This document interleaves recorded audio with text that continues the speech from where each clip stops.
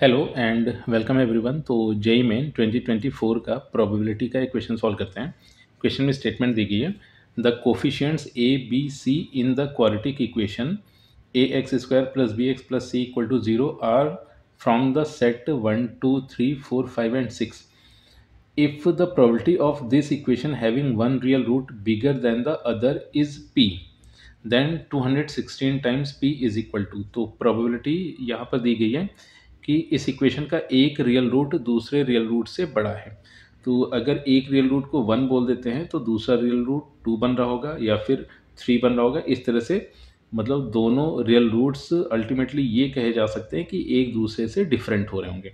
तो क्वेश्चन में ये बोला गया है कि जो क्वाड्रेटिक इक्वेशन है उसके रूट्स डिफरेंट है और साथ ही साथ रियल भी दिए गए हैं। तो अब यहाँ से जो कंडीशन अपने पास बन रही है, तो अगर यहाँ पर क्लासिकल डेफिनेशन का यूज़ किया जाए तो probability of the said event, और इवेंट क्या गिवन है, probability that equation having one real root bigger than the other. तो इवेंट ई इस चीज़ को डिफाइन कर रहा है कि इक्वेशन ये जो दी गई है इसका एक रियल रूट दूसरे रियल रूट से बड़ा है। तो इस चीज़ की प्रोबेबिलिटी अपने को पता करनी है।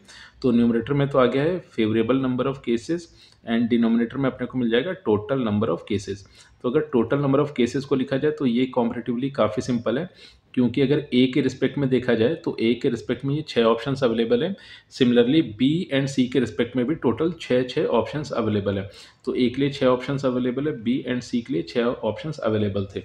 यानी कि ए बी सी कलेक्टिवली तीनों के लिए 6 ऑप्शंस अवेलेबल होंगे। अब फेवरेबल नंबर ऑफ केसेस को इवेलुएट करने के लिए डिस्क्रिमिनेंट की कंडीशन यूज़ कर लेते हैं। तो क्वेश्चन में इनडायरेक्टली कहा गया है कि D must be greater than zero. तो अगर डी ग्रेटर दैन जीरो है तो यहाँ से मिल गया b square minus 4ac must be greater than zero. तो यहाँ से अपने को ये पता चल गया कि b square must be greater than 4 times ac। तो अब यहाँ से एक चीज़ अपने को ये समझ में आ गई है कि जो बी स्क्वायर होगा वो हमेशा 4ac से बड़ा ही होना चाहिए। तो अब इसके रिस्पेक्ट में कुछ एक केसेस अज्यूम कर लेते हैं। तो फिर फर्दर अगर यहाँ पर केसेस देखे जाए तो सबसे पहले तो केस फर्स्ट अगर देखा जाए तो केस फर्स्ट में ये अज्यूम कर लेते हैं कि ये जो b दिया गया है, अगर b की वैल्यू को 1 रख लिया जाए, तो जैसे ही b की वैल्यू को 1 रखा गया है तो यहाँ से जो कंडीशन बनेगी ये आ जाएगा अपने पास 1 will be greater then 4 times ac, या फिर इसको ऐसे भी लिख सकते थे 4ac लेस देन 1। तो ये चीज़ तो पॉसिबल नहीं है क्योंकि a और c भी नेचुरल नंबर्स ही दिए गए। तो यानी कि यहाँ से b इज इक्वल टू 1 और उसके करस्पॉन्डिंग ac की कोई भी वैल्यू पॉसिबल नहीं होगी। फिर केस 2, अगर b को यहाँ पर 2 अज्यूम कर ले, तो b जैसे 2 अज्यूम किया तो अब यहाँ से हुआ ये कि ये बन गया है अपने पास 2 का square that is 4 greater than 4ac। तो इसको थोड़ा अगर सिंप्लीफाई करके लिखे तो 4 से 4 कैंसिल हो गया, तो यहाँ से आ गया ac लेस देन 1। तो अब अगर ac लेस देन 1 के रिस्पेक्ट में भी देखा जाए तो यहाँ पर फिर से कोई भी पॉसिबल वैल्यूज़ देखने को नहीं मिल रही है, क्योंकि AC लेस देन 1 मतलब A और C दोनों को अगर 1 1 भी रख लिया जाए तो लेफ्ट हैंड साइड तो 1 बन गया, राइट हैंड साइड कह रहा था 1 से बड़ा होना चाहिए। इनफैक्ट ये ऐसे दिया गया है, मतलब AC 1 से छोटा होना चाहिए। अगर दोनों को 1 1 भी रखते हैं तो कंडीशन बन रही है 1 लेस देन 1, जो कि पॉसिबल नहीं है।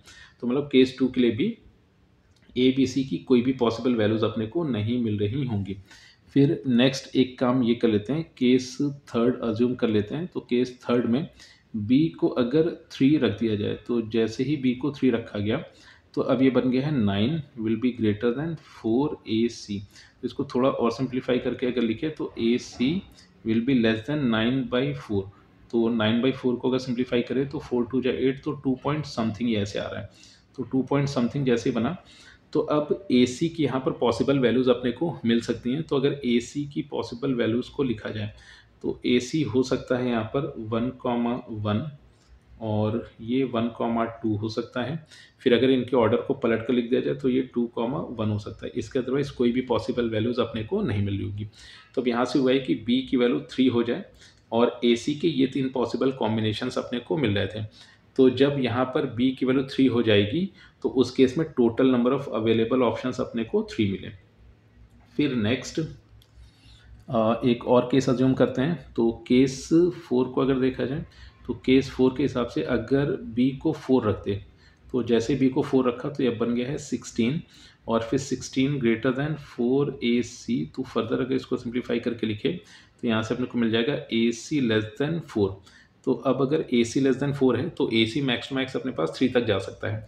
तो अब AC के लिए total number of possible options क्या मिलेंगे? सबसे पहले तो AC 1 1 हो सकता है, फिर 1 2 हो सकता है, 2 1 हो सकता है, मतलब ये जो पहली वैल्यूज दी गई वो A के लिए, दूसरी वैल्यू C के लिए। फिर नेक्स्ट ये 1 3 हो सकता है एंड 3 1 हो सकता है। इसके अदरवाइज कोई भी पॉसिबल वैल्यूज देखने को नहीं मिल रही होंगी।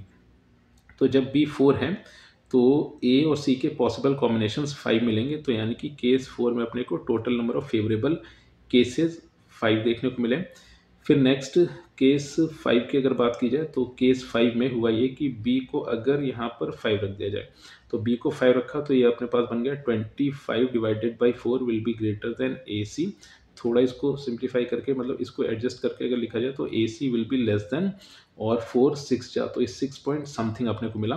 तो अब इसके रिस्पेक्ट में ए एंड सी की पॉसिबल कॉम्बिनेशन सबसे पहले 1 1 1 2 फिर 1 3 एंड एक काम करते हैं, इसको पलट के यहाँ पर तुरंत लिख लेते हैं। तो जैसे ही 1 2 मिला तो 1 2 के रिस्पेक्ट में 2 1 भी होगा, फिर नेक्स्ट 1 3 और इसके रिस्पेक्ट में 3 1 भी होगा, फिर 1 4 और इसके रिस्पेक्ट में 4 1 भी बनेगा, फिर नेक्स्ट 1 5 और इसके रिस्पेक्ट में 5 1 भी बनेगा, फिर नेक्स्ट 1 6 और इसके रिस्पेक्ट में 6 1 भी बन रहा होगा। फिर अब अगर 2 और 1 पॉसिबल नहीं था, 2 और 3 को लिया जाए तो 2 3 के रिस्पेक्ट में भी अपने को पॉसिबल आउटकम्स मिल रहे होंगे। तो अब अगर यहाँ से 2 3 रखा जाए तो इसके रिस्पेक्ट में 3 2 भी बनेगा। अच्छा, एक केस यहाँ पर मिसिंग सा दिख रहा है, दैट इज़ 2 2। ठीक है, तो 2 2 भी पॉसिबल था और 3 3 ये पॉसिबल नहीं होगा। तो अब टोटल केसेस अगर देखे जाए तो इसके रिस्पेक्ट में अपने को मिल गया 14।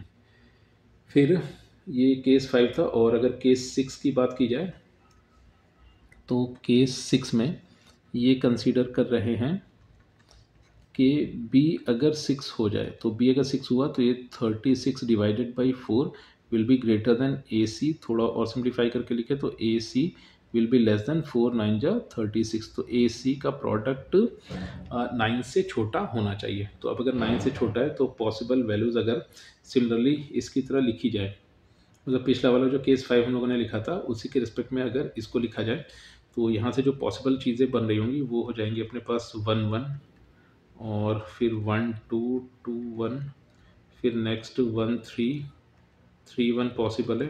तो इसी तरह जब इनको काउंट करके लिखेंगे और लास्ट जो अपने पास मिलेगा 2 4 एंड इसके रेस्पेक्ट में 4 2, और इन सभी को जब काउंट करके लिखेंगे तो टोटल नंबर ऑफ केसेस अपने पास 16 बनेंगे। मतलब जिस तरह से हम लोगों ने केस 5 के लिए ये सारे के सारे पॉसिबल कॉम्बिनेशंस लिखे थे, सिमिलरली केस 6 के लिए भी सारे के सारे पॉसिबल कॉम्बिनेशंस लिख लेंगे।